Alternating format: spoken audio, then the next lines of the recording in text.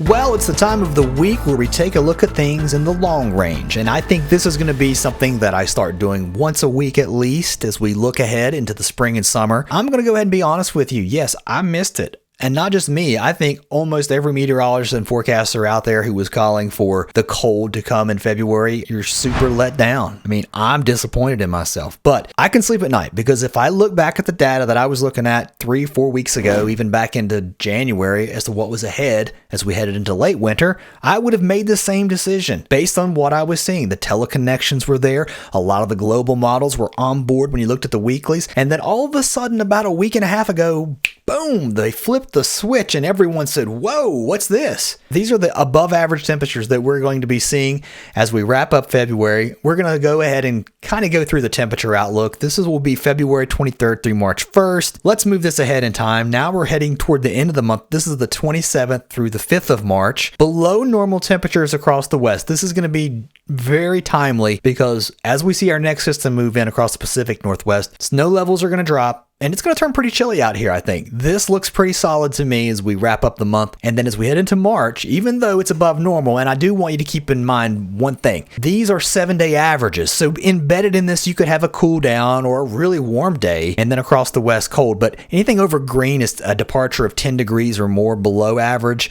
Anything really above that deeper red will be 10 degrees above average. You're kind of in the middle here across the center part of the country. But look what happens as we move toward the 6th and the 7th of March. Now, keep in mind, this is March. This is not January. As we move through the month of March, am I going to be regretting showing you this? I hope not, but I can't make this stuff up. This is the European long-term weeklies now, the 20th of March through the 27th, showing below average for much of the continental United States. What does that look like? Well, think about it. If you're in late March, what's below average? Annoying cold, maybe?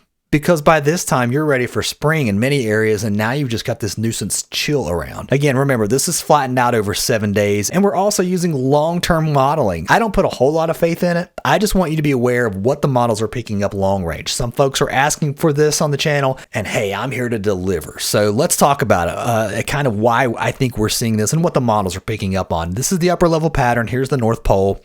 Here we are in the United States, the 24th through the 2nd, zonal flow here. This is not a cold weather pattern. Cold back here, though, and again, there's that chill dropping into the Pacific Northwest that I think could bring some snow here sometime toward the next weekend or so, and then fairly warm in the east with that zonal flow continuing. We don't see a deep northwest flow here. Our polar vortex up here just doing its thing, not dropping into the Hudson to keep us cold across North America. This is a fairly mild-ish pattern. Now, it does start to change. This right here, guys, is March 4th through the 11th. Don't take this into too much detail because you could have one storm that warms you up and then a quick cool down embedded within these 7 days. This is the 6th through the 13th, and now we're looking at the 9th through the 16th, the 13th through the 20th. We're starting to see things change a little bit here, but you got to be careful. What I don't see is a huge blocking pattern over Greenland. Although you saw the weeklies trying to turn it colder across North America, we do start to see some ridging here into Greenland, which is what you would want to see to drop cold air in. And then this is kind of a chilly looking pattern as we wrap up March. Would you say March goes out like a lion or comes in like a lion?